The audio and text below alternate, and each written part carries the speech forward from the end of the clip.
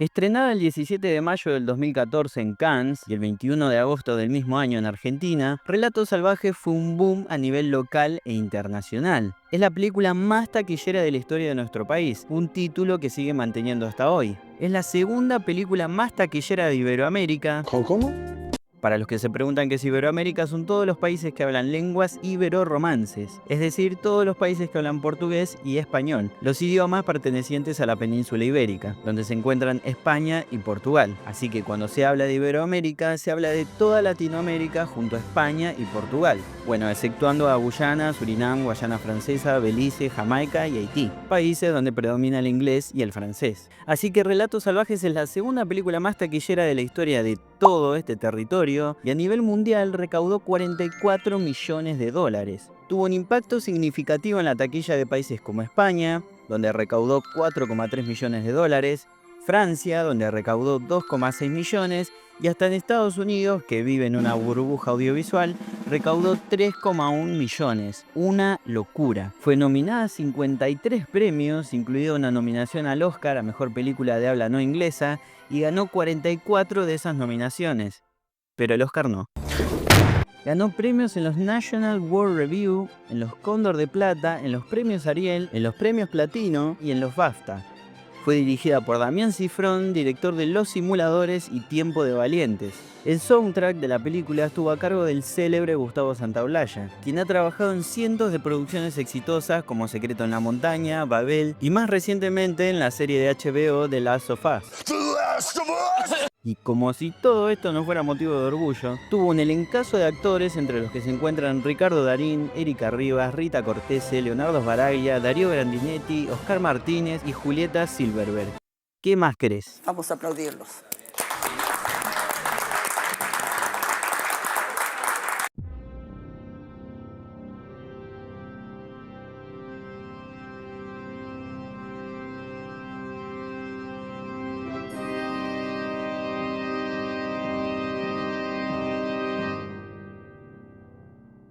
Antes de comenzar con el análisis, quería comentarles que ya está disponible la sección de miembros. Cuesta solo 1.400 pesitos y pueden tener acceso a videos previos a sus estrenos y además videos y shorts exclusivos de miembros. Ya se encuentra disponible el primer video donde analizo un detalle bastante curioso e interesante sobre la serie Mindhunter. Así que si son de los que como yo llevamos esperando años la renovación para una tercera temporada, este video les va a encantar.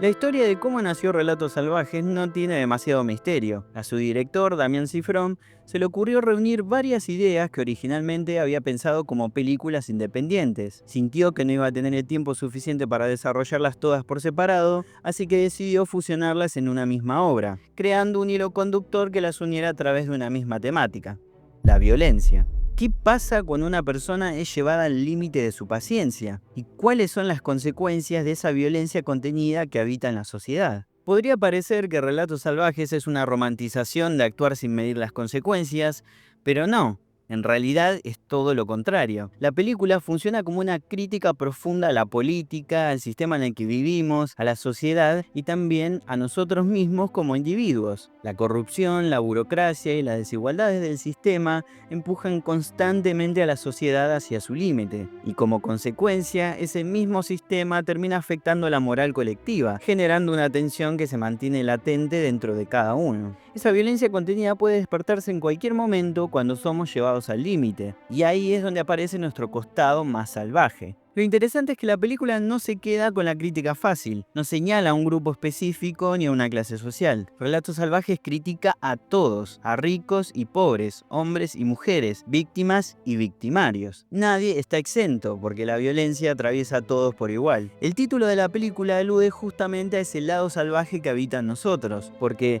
y esto lo dice la ciencia, no lo digo yo, somos animales. Y como tales, tenemos instintos, vestigios primitivos que, aunque tratemos de ocultar tras una fachada de civilización, siguen ahí. La ira es la más presente. Y aunque hoy vivamos en la etapa más pacífica, entre comillas, de la historia moderna, lo cierto es que las guerras siguen existiendo y seguirán existiendo, porque el enfrentamiento, ya sea por clase, creencia, color o procedencia, sigue siendo parte de nuestra naturaleza, un rasgo destructivo que no hemos podido dejar atrás. Otro detalle presente en cada relato es la representación de distintos tipos de individuos frente a la injusticia social. Podríamos agruparlo en 3 grandes perfiles. Los reactivos son los que, empujados por la presión o la indignación, actúan de forma extrema sin medir las consecuencias. La mayoría de los protagonistas de los relatos encajan acá. Los personajes de Ricardo Darín, Rita Cortese, Erika Rivas o Walter Donado son ejemplos de personas que, frente a la impotencia, explotan y cruzan un límite.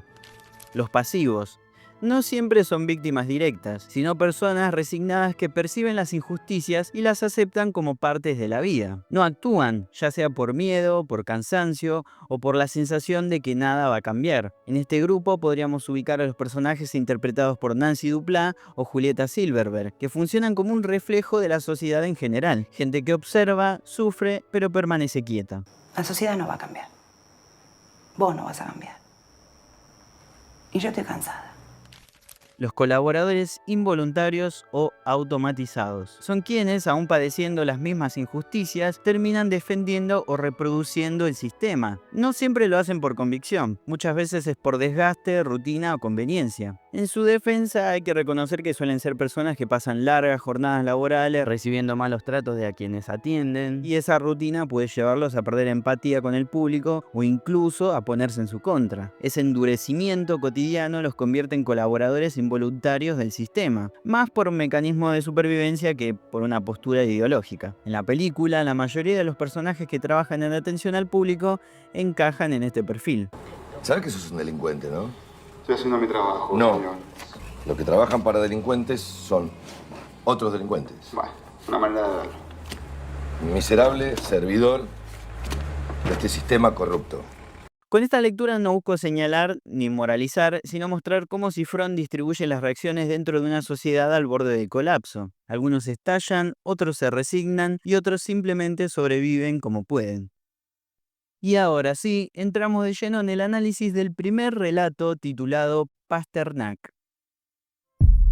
Entre los personajes principales de este relato se encuentran Isabel. Es modelo y viaja por motivos laborales. Interpretada por María Marul, actriz, guionista y directora que ha trabajado en diversas películas y series de televisión. Además, es autora de la reconocida obra teatral La Pilarcita. Dato curioso, María es hermana gemela de Paula Marul y está casada con el propio director de la película, Damián Cifrón, con quien tiene 2 hijos. Salgado es un crítico musical especializado en música clásica, que también viaja por cuestiones de trabajo. El personaje es interpretado por Darío Grandinetti, actor de amplia trayectoria en cine y televisión, con participaciones destacadas en Esperando la carroza, Santa Evita y Maradona Sueño bendito, entre otras muchas producciones. Entre los personajes secundarios vale la pena destacar la participación de Mónica Villa, quien interpreta a la profesora Leguizamón, ex docente del misterioso Gabriel Pasternak. Como dato adicional, Mónica Villa ya había trabajado junto a Darío Grandinetti en Esperando la carroza y Darse cuenta. Este es el único relato de toda la película en el que nunca llegamos a ver el rostro de quien realmente ocupa el eje central de la historia, Gabriel Pasternak. Esa decisión narrativa contribuye a generar un aura de misterio e inquietud, casi como si se tratara de una presencia intangible o una fuerza invisible. Pasternak se convierte así en una especie de ente maligno o karma extremo, una representación simbólica de las consecuencias de nuestros actos. El tema del karma atraviesa toda la película, pero no desde una visión mística o espiritual, sino como una reflexión sobre la causalidad social. Cada reacción violenta desencadena otra, en un ciclo interminable. ¡Basta de violencia! ¡Paz! ¡Paz, loco, paz! La película comienza con la secuencia de apertura y los logos de las productoras.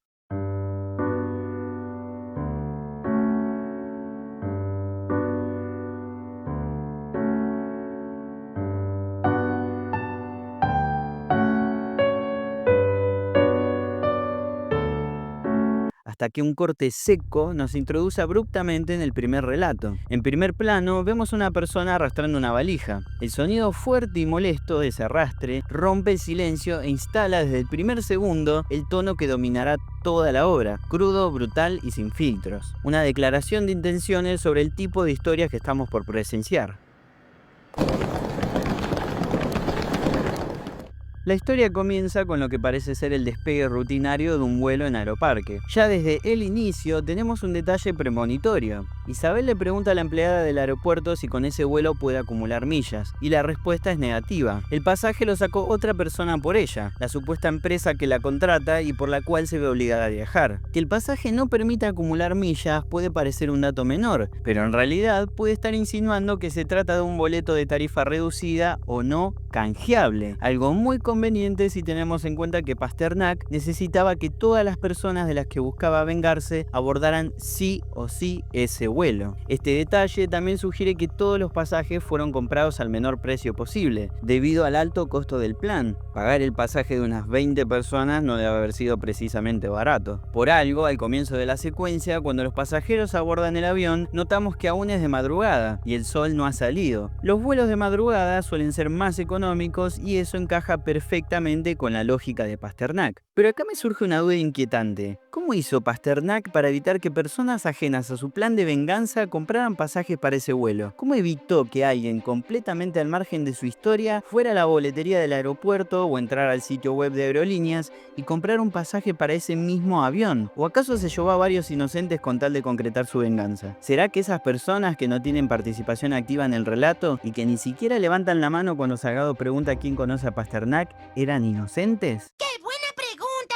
No sería nada descabellado pensarlo, si tenemos en cuenta que a Pasternak no le importó asesinar a los pilotos ni estrellar el avión en una zona residencial con tal de cumplir su objetivo final, matar a sus propios padres.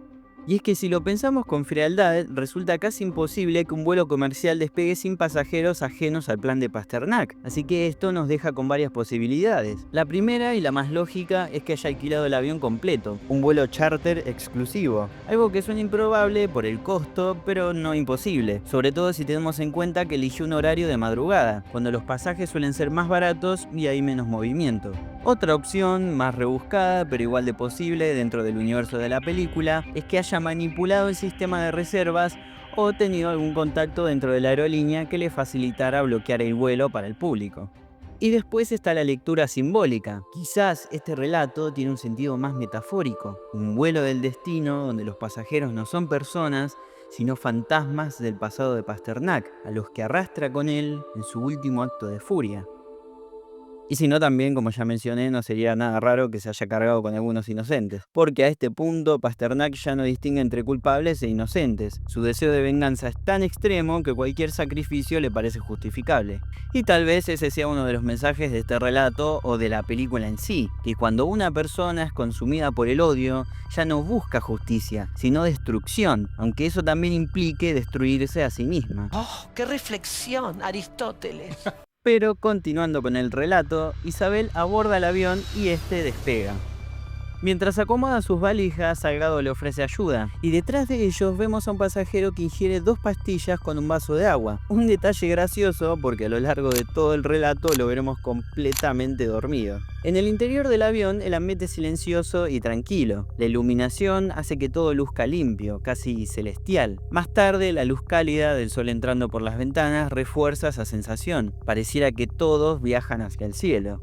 Isabel hojea una revista y justo antes de que Salgado la interrumpa, se detiene en una página que muestra una imagen impactante, una manada de guepardos persiguiendo a una cría de gacela, una imagen premonitoria que adelanta el trágico destino de los protagonistas. Al igual que esa pequeña gacela, su suerte ya está sellada, no hay nada que puedan hacer para evitarlo. Salgado comienza a sacarle charla a Isabel intentando levantársela y conversan sobre sus trabajos. Cuando él menciona que es crítico musical, ella recuerda que su expareja era músico. Al preguntarle el nombre, Isabel responde Gabriel Pasternak. En ese instante, y casi como si invocara su presencia, vemos al susodicho aparecer en el fondo del avión, cargando una charola. Pasternak. Gabriel Pasternak.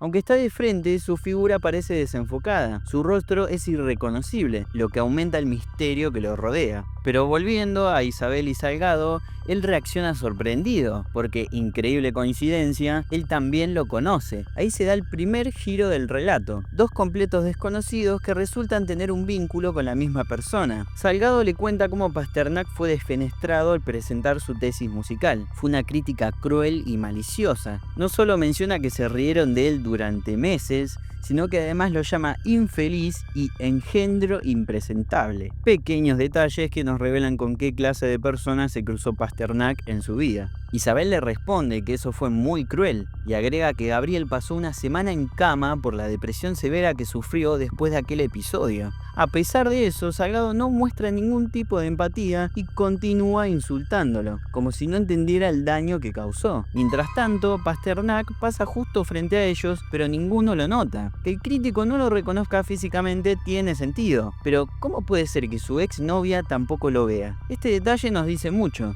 Le importó tan poco a las personas que lo rodearon que ni siquiera perciben su presencia cuando está frente a ellos.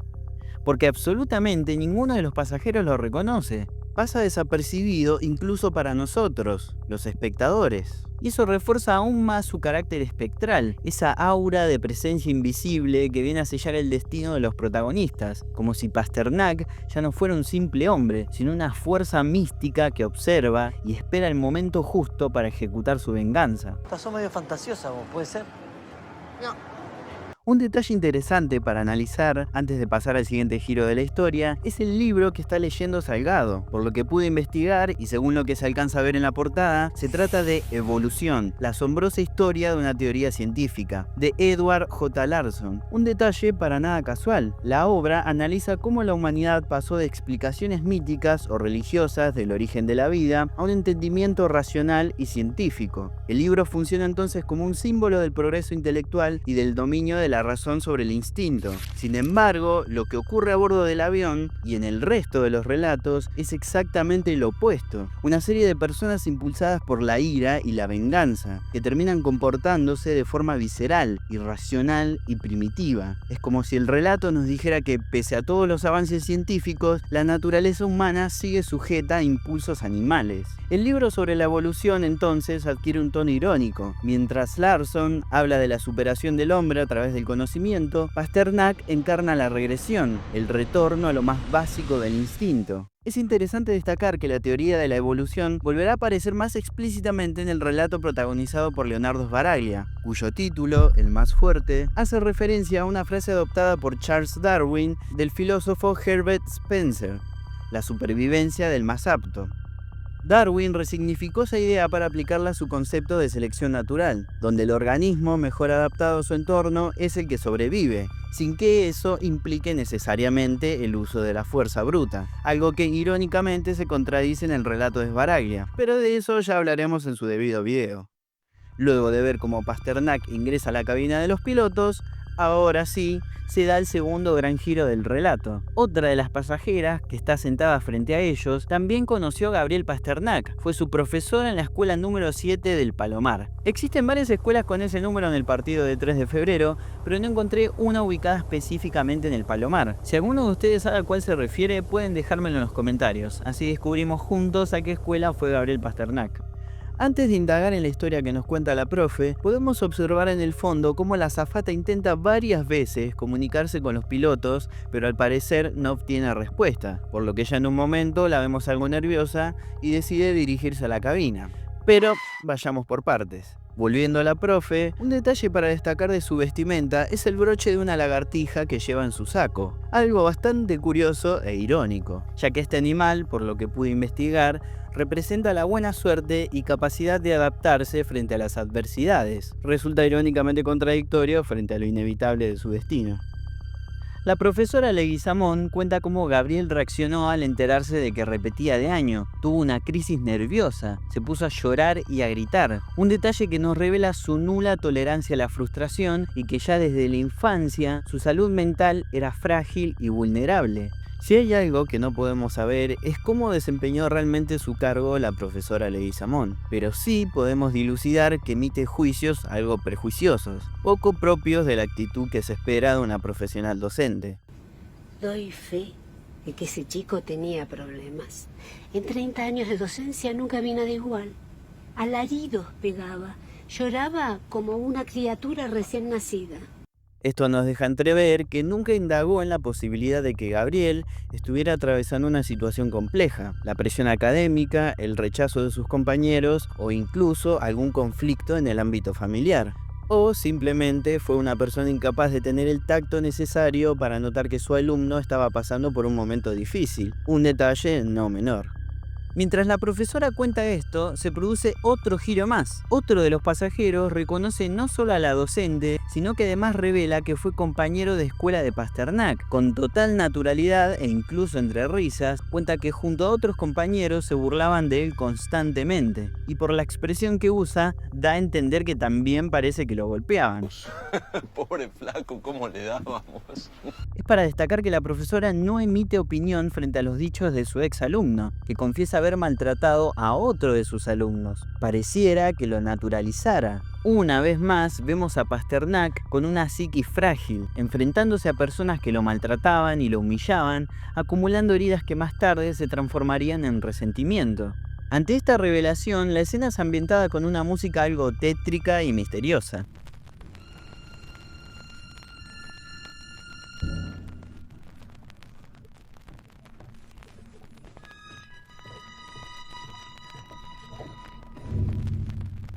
Violines en notas muy agudas y una percusión que añade suspenso y tensión. Y nuevamente tenemos otro giro que vuelve totalmente improbable que lo que está ocurriendo sea una simple casualidad. Un hombre sentado detrás de Salgado e Isabel se levanta y les comenta que fue el jefe de Gabriel Pasternak en una inmobiliaria. Relata que tuvo que despedirlo por maltratar a los clientes. Acá ya podemos ver que Pasternak tenía un temperamento conflictivo que le impedía mantener su vida en orden, pero también notamos que una y otra vez se cruzaba con personas que lo insultaban o lo trataban con desprecio. Este ex jefe lo llama enfermito, una palabra particularmente fuerte, sobre todo en Argentina, donde insultar en diminutivo suele ser 1000 veces más ofensivo. Es una forma de violencia verbal que nace desde el odio, con la intención clara de minimizar y humillar. No sabemos con exactitud cómo fue el trato entre ellos, pero lo cierto es que su ex jefe no parece haber intentado comprenderlo demasiado. Ante lo evidente, Salgado se levanta de su asiento y pregunta al resto de los pasajeros si alguno más conoce a Pasternak. ¿Alguien más conoce a Gabriel Pasternak aquí? Para sorpresa de todos, y especialmente del espectador, casi todos los presentes responden que sí. Acá se da el quinto giro del relato. Ya no hay margen para pensar que se trata de una simple coincidencia. Salgado, cada vez más asustado, les pregunta si compraron los pasajes por su cuenta. Y ahí llega la confirmación definitiva: nadie de los presentes lo hizo. En todos los casos, el boleto fue gestionado por un tercero, una empresa, una agencia, un concurso, una compañía. En ese momento, la historia termina de revelar su naturaleza. No es un vuelo cualquiera, es una trampa meticulosamente planeada por alguien que pensó cada detalle para reunir a todos en un mismo destino, literal y metafóricamente. La música que se mantenía hasta ese momento se corta en seco y el silencio da paso al sexto giro del relato, la revelación de las revelaciones.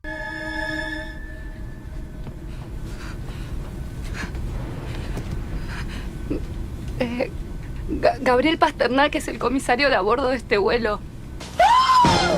La azafata, completamente alterada, les confiesa que Gabriel Pasternak es, irónicamente, el comisario de a bordo. ¿Por qué irónicamente? ¡Habla, marica! Porque los comisarios de a bordo, además de servir comidas y asistir a los pasajeros, son precisamente los encargados de su seguridad. Es decir, la persona responsable de protegerlos es la misma que planeó su destrucción. La azafata, entre lágrimas, cuenta que estudió junto a Gabriel y que él reaccionó mal cuando ella le negó una cita. Un detalle que deja en evidencia que la mente de Pasternak ya estaba completamente fracturada. No aceptaba un no como respuesta. Para él, un rechazo no era solo una herida del ego, sino una ofensa imperdonable. Y en su lógica completamente distorsionada, esa ofensa debía pagarse con la muerte. La azafata finalmente da la peor noticia. Gabriel ingresó a la cabina de los pilotos con la excusa de llevarles café. Por el tiempo que pasa entre que lo vemos entrar y este momento, lo más probable es que los haya dormido, envenenado o directamente les haya dado un mamporro. El relato de la azafata se interrumpe cuando por los altavoces del avión se escucha una voz distorsionada y alterada.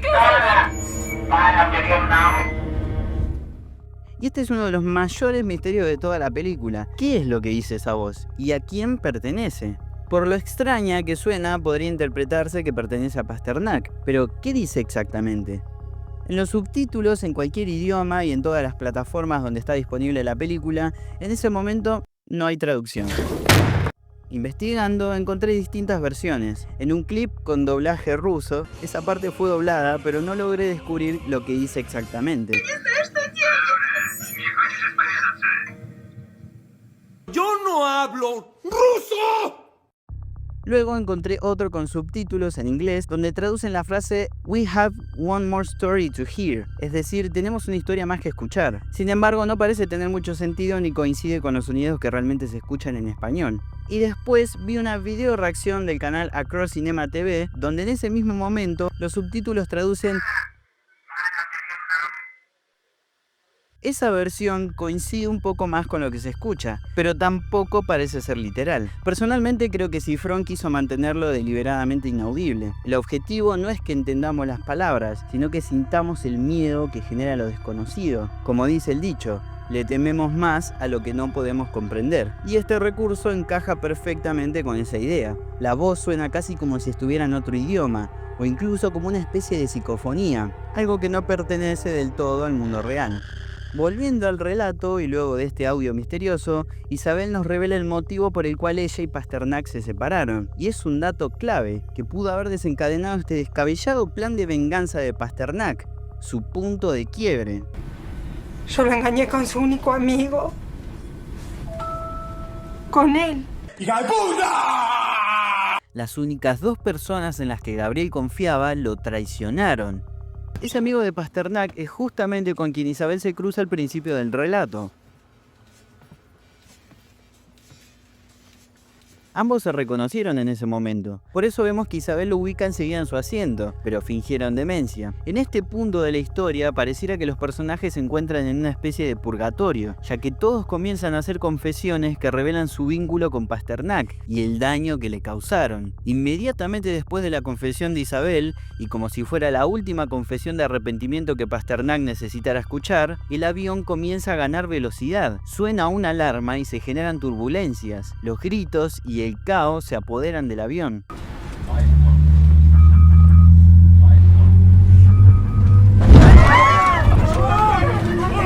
En ese momento, un hombre se levanta en primer plano y se dirige a la puerta de la cabina de los pilotos. Siempre me pareció gracioso cómo empuja a la azafata y la tira a la mierda. Este hombre, que pretende ser el héroe, es el psiquiatra de Gabriel Pasternak. Gracias a Ignacio Fontana descubrimos que Gabriel fue paciente suyo durante años, pero dejó de asistir cuando el psiquiatra intentó aumentarle las sesiones, pues se sintió ofendido. En medio del caos y los gritos, el psiquiatra comienza a golpear la puerta de la cabina de los pilotos y hace una última revelación que aporta profundidad psicológica a Pasternak. Sus padres fueron excesivamente severos en su crianza, lo que le generó una presión aplastante. Lejos de potenciar sus habilidades, esta presión lo llevó a cometer errores y frustrarse ante cada obstáculo que no pudo superar. Desde pequeño, la combinación de la exigencia parental y el bullying de sus compañeros le impidió rendir académicamente, llevándolo a repetir de año. Esta situación, y por lo que nos cuenta la profesora, lo sumió en una profunda crisis, marcada por la intolerancia al fracaso y el miedo a los castigos y juicios severos de sus padres. Al llegar a la adultez, Pasternak se enfrenta a los obstáculos normales de la vida, pero no logra procesarlos correctamente. Trabajos que lo estresaban terminaban en despido. Pasiones que no pudo desarrollar por falta de talento o por la crueldad de otros. Y finalmente, la traición de personas cercanas. Este último golpe, especialmente doloroso para cualquier persona común, termina de fragmentar su psiquis. Acá entra en juego el concepto de karma que mencioné al principio. Casi todas las personas presentes en ese avión le habían causado algún tipo de daño, consciente o inconscientemente. La idea es que debemos ser responsables de nuestras acciones, porque pueden tener consecuencias. Pero en el caso de Pasternak, esto se lleva al extremo por alguien que se ha vuelto completamente inestable. Gabriel, al igual que muchas de las personas a su alrededor, no hace un mea culpa. Todos son responsables de su sufrimiento. Su rencor es desmesurado, vengándose de personas que no merecían estar ahí, porque solo cumplían con sus obligaciones o incluso intentaban ayudarlo. La profesora, a pesar de cometer algunos errores que no tenían que ver con la evaluación académica, solo estaba cumpliendo con su trabajo a la hora de hacerlo repetir. Su ex jefe lo despidió por un desempeño insuficiente con los clientes, y su psiquiatra simplemente buscaba ayudarlo aumentando las sesiones. El séptimo y último giro de la historia nos revela un detalle inquietante. Gabriel sabe, porque lo ha reflexionado, por qué su vida fue tan sufrida. Ha llegado a la conclusión que su psiquiatra intentaba hacerle ver que sus padres fueron los responsables de su miseria. Sin embargo, a pesar de esta claridad, no siente arrepentimiento ni busca sanar. En cambio, decide arrastrar con él a todas las personas que conoció en su vida hacia su destrucción. El paso final de su plan es aún más extremo y simbólico: estrellar el avión contra la casa de sus padres. Este acto no solo refleja la magnitud de su rencor y su incapacidad para procesar la frustración, sino que también cierra de manera literal y dramática el ciclo de su vida marcada por la presión, la humillación y la traición. Es la culminación de su psicología narcisista, un intento desesperado de controlar y castigar al mundo que, según él, le falló, aunque el verdadero origen de su sufrimiento hayan sido sus padres. Antes de observar por última vez el caos dentro del fuselaje del avión, podemos notar que la única persona de todas las presentes que se fue en paz fue el señor que se había clavado 2 pastillas antes de despegar. Hasta el último momento de su vida jamás se dio cuenta de su trágico destino. Sin duda, la mejor forma de dejar este mundo. En la última escena del relato tenemos una toma fija de los padres de Pasternak, sentados tranquilamente en el patio de su lujosa casa. Todo está en calma, el sol brilla, los pájaros cantan y nada parece anticipar lo que se avecina. Este contraste es un rasgo muy característico de la comedia negra que maneja la película. Y acá me quiero detener a analizar esta escena porque dice mucho más de lo que parece. En principio, y de manera más obvia, que la toma sea fija transmite esa sensación de estabilidad y rectitud que el matrimonio Pasternak intenta aparentar. Todo se ve perfectamente en su lugar, limpio. A la izquierda, una casa lujosa. Detrás, un jardín prolijo cubierto de vegetación. A esto se suma una piscina, símbolo claro del estatus económico del matrimonio. Todo parece una puesta en escena. Incluso su ropa busca disfrazarlos de una falsa pulcritud e inocencia con sus blancos y tonos pasteles. Pero si miramos más en detalle, podemos notar pequeños indicios que revelan tanto la personalidad de cada uno como la verdadera estabilidad del vínculo. Porque aunque todo intente demostrar pureza, debajo de la alfombra hay mugre. En cuanto a la personalidad, se nota que quien impone la rectitud es el padre de Pasternak. Aún en un momento de ocio, mantiene su imagen impecable. Pantalones oscuros, camisa clara y suéter del mismo tono. Un contraste que deja ver su necesidad de mostrarse limpio, pero también sobrio y contenido. La madre, en cambio, está vestida más de entrecasa. Su aspecto transmite una personalidad más relajada, menos estricta. Está completamente vestida con colores claros y, si observamos bien, incluso está descalza. Ese detalle no solo refuerza su actitud más distendida, sino que también podría ser una metáfora de su vulnerabilidad frente al juicio de su hijo. Y podríamos decir que, a pesar de ser un matrimonio consolidado, se trata de una pareja emocionalmente distante. Por la edad de ambos parece un vínculo que se sostiene por costumbre, por apariencia, más que por afecto. Todo eso encaja perfectamente con la idea de una crianza estricta, exigente y cargada de represión hacia Gabriel. Y ustedes me dirán, ¿de dónde sacaste que se encuentran distanciados emocionalmente? La respuesta está sobre esa mesita de té. Vemos que ambos están tomando café, pero con vajilla distinta. Ella parece cargar una mochila más pesada que él. Bebe en una taza marrón, con dibujos, y aparentemente toma el café puro. Él, en cambio, usa un juego diferente, completamente blanco, pureza total, que incluso incluye otros utensilios como una azucarera y una lechera, o ese jarrito que viene en los juegos de té o café, como se le diga. Esa diferencia mínima pero intencionada nos habla de dos personalidades opuestas, que comparten el mismo espacio pero no el mismo mundo. La mesa, además, los separa visualmente. Cada uno está en su lado, concentrado en su propio universo. En conclusión, todo en la escena parece perfectamente en su lugar, pero al mirar de cerca surgen esos detalles que rompen con la apariencia de estabilidad y tranquilidad. Y lo que finalmente quiebra esa calma es el sonido del avión. El padre de Pasternak voltea a verlo, pero al principio no se inmuta. Es común ver aviones comerciales sobrevolar el cielo del Gran Buenos Aires. Sin embargo, segundos después, se da cuenta de que el avión apunta su trompa inquietantemente en línea recta hacia su casa. El sonido se intensifica y antes de que puedan reaccionar, el avión ya está en picada a toda velocidad. Justo cuando está a punto de estrellarse, la toma se congela antes de que los padres de Pasternak pasen a mejor vida. Es una escena totalmente tragicómica. El peso de sus malas decisiones parece caer literalmente sobre el matrimonio Pasternak. Es irónico también que aparezca el nombre de Sigmund Freud en el periódico que está leyendo el padre de Gabriel. Sigmund Freud decía que los padres son los principales arquitectos del inconsciente. Su amor, su autoridad o su indiferencia marcan la estructura emocional de un individuo para siempre. Según él, las figuras paternas se transforman en una voz interior que nos vigila, castiga y genera culpa incluso cuando nuestros padres ya no están presentes. En el caso de Gabriel Pasternak, esa voz interna parece haber tomado el control absoluto de su vida. La presión constante de unos padres excesivamente severos lo llevó a desarrollar un rasgo de personalidad marcado por la culpa, la frustración y la necesidad obsesiva de aprobación. Desde la lectura freudiana, Pasternak nunca logró resolver su conflicto edípico, que es ese enfrentamiento inconsciente con la autoridad y el castigo. En lugar de deshacerse psicológicamente de sus padres, terminó replicando el mismo modelo condenatorio con el mundo que lo rodeaba, castigando a quienes, según su percepción, lo habían hecho sufrir. Su venganza es en el fondo una rebelión contra la figura paterna, una forma extrema de destruir a quienes lo formaron, pero también, como mencioné anteriormente, de destruirse a sí mismo.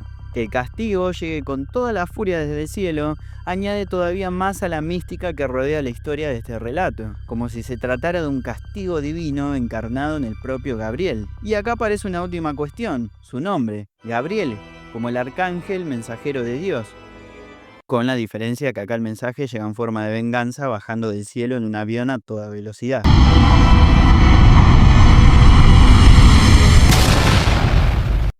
¿Me permiten decir que esta es una de las mejores introducciones de la historia del cine? En poco más de 7 minutos y medio, el relato logra introducir una historia que se vuelve cada vez más intrigante a medida que avanza. Nos presentan la vida de un personaje y al mismo tiempo nos ofrecen un trasfondo psicológico profundo. Y como si eso fuera poco, nos incorporan 7 giros en la trama, cada uno más intenso que el anterior.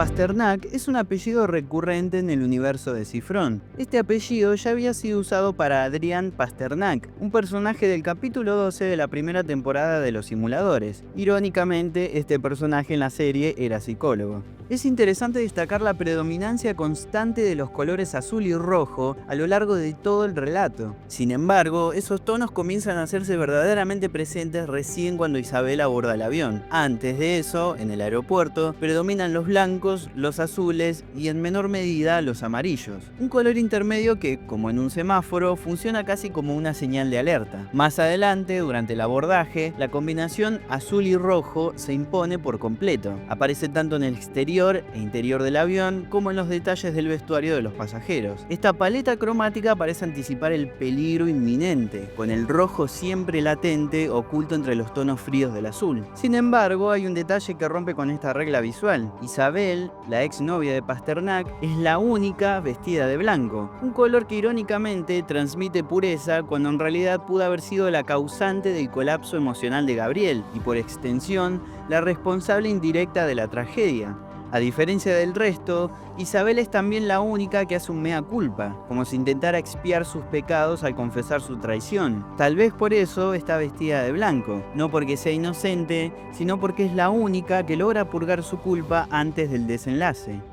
Parte del relato fue filmado en el aeroparque Jorge Newbery, en la ciudad de Buenos Aires. El fuselaje que vemos en pantalla no es un set, sino un avión real de Aerolíneas Argentinas que se encontraba en desuso en un galpón del aeropuerto de Ezeiza. Esto debió resultar particularmente desafiante para el equipo de la película, debido al espacio reducido y confinado de un avión comercial. El espacio era muy reducido, entonces cada plano lo teníamos que pensar para ver cómo posicionamos los micrófonos para que lo podamos usar en ese lugar. Este es el relato más corto de la película, pero por lejos el más trágico, por la cantidad de muertes. Sumando a los pasajeros, a la tripulación, y a los padres de Pasternak podemos estimar, por lo que se ve en pantalla, que murieron alrededor de 28 personas. Eso si el avión no impactó otras casas alrededor y terminó causando más muertes.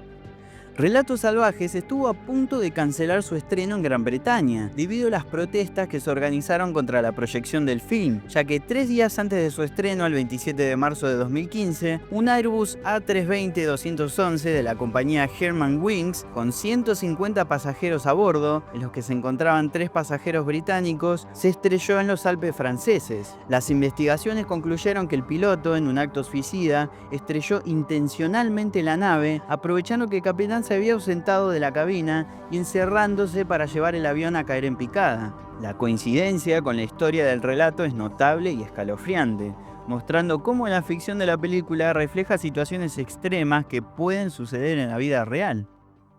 Y bueno, hasta acá este video. ¡Esto se termina! ¡No! Pronto nos vamos a estar viendo en la segunda parte de este análisis, donde vamos a estar analizando el significado de los animales que aparecen en el opening de la película, y luego vamos a meternos de lleno en el análisis del relato titulado Las ratas, protagonizado por Rita Cortese y Julieta Silverberg. En fin, si les gustó el video pueden suscribirse, dejar un me gusta, seguirme en redes, todo eso que ya saben, y si quieren apoyarme para continuar con la creación de este contenido, pueden invitarme un cafecito. Se vienen muchos más análisis, así que gracias por llegar hasta acá y nos vemos en el próximo video. En el caso de Darío, lo que trabajamos, digamos, fue una mirada inteligente, pero cruel, que de pronto se da cuenta de que lo que está experimentando, lo que está transitando, es de alguna forma una obra en sí misma valiosa de un artista al que él desechó.